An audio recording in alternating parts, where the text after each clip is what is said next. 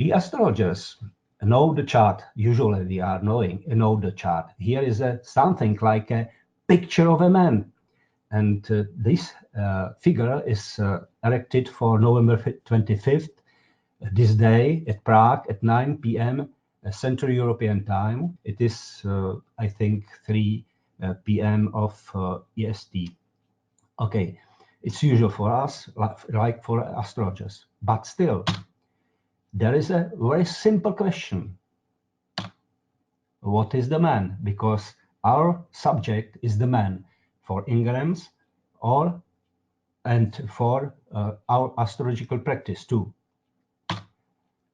We can use for first step picture of Michelangelo, creation of Adam, or Michelangelo's picture, creation of the Eve.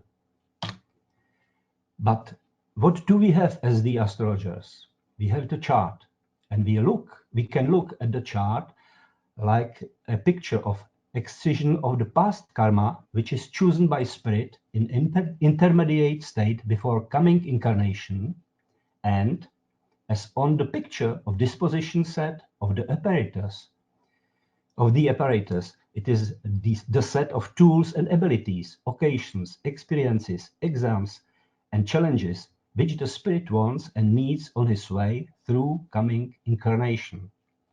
It sounds relatively complicated, but still, when you will think about spiritual basis of the man, it will be more acceptable, okay?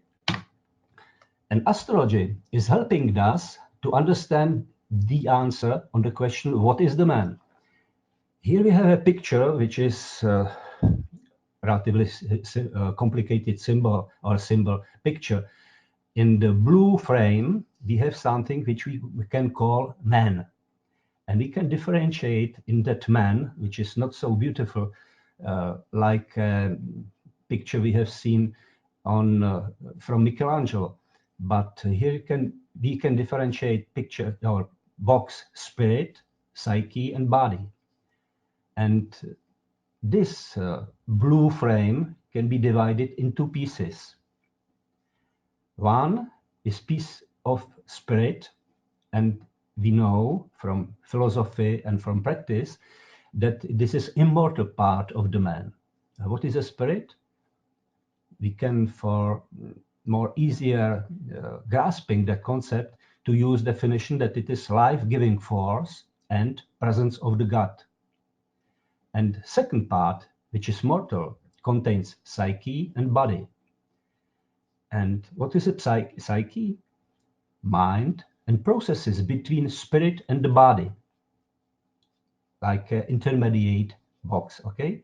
Body is our biomechanism, which is interacting with environment, and environment is influencing through the body and other channels, whole complex of the man, okay? So this is for our first step, like a helping tool, okay? And what is a psyche? We need that concept to grasp a little bit more, because this is, if I could say,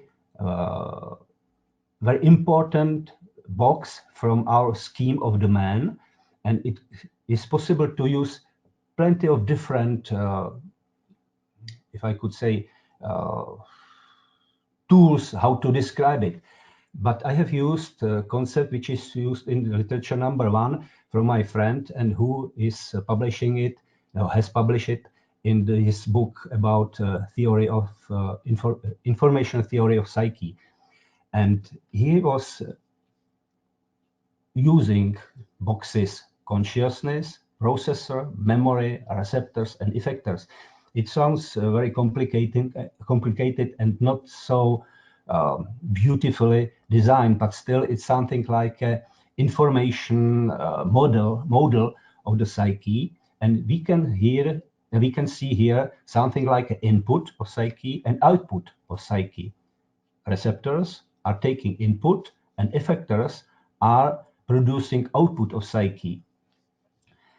So when we are feeling something, seeing something, or we are taking some input information, they are coming through the receptors into the processor and directly into consciousness. And from consciousness, it's possible to go back to processor or to the memory. What is memory? And at first, what is processor? Processor is the part of the psyche which is making some, if I could say, work with this information, and they are transforming, producing, or working on input informations, and to produce something for effectors which are influencing our organs, or they are interacting with environment from us. And here we have a block of memory. Memory is a, like we use it in normal real life, part in which are stored some informations. And we see that they are coming information directly from receptors into the memory. They are coming informations in the memory from processor, and from consciousnness through the processor into the memory too. And now we can differentiate two different functions of psyche. One is when we are normally working in the usual state, when we are in consciousness state of living. It's coming something from outside, and that information is coming into the processor. From processor, it's prepared for consciousness, and consciousness is cooperating with processor one more time and giving something to that information, like a adding to that some experiences, our decisions, our something which is added for orientation with what is what and how we can arrange it and so on. And it is stored into the memory. And when we are making some remembering process, consciousness is asking processor to give demand into the memory, and memory is bringing back to consciousness some information which he needs. For example, what we have done yesterday, and so on and so on. What we have eaten yesterday, and so on. But here's a different state of functioning of psyche in moment when consciousness is not working well.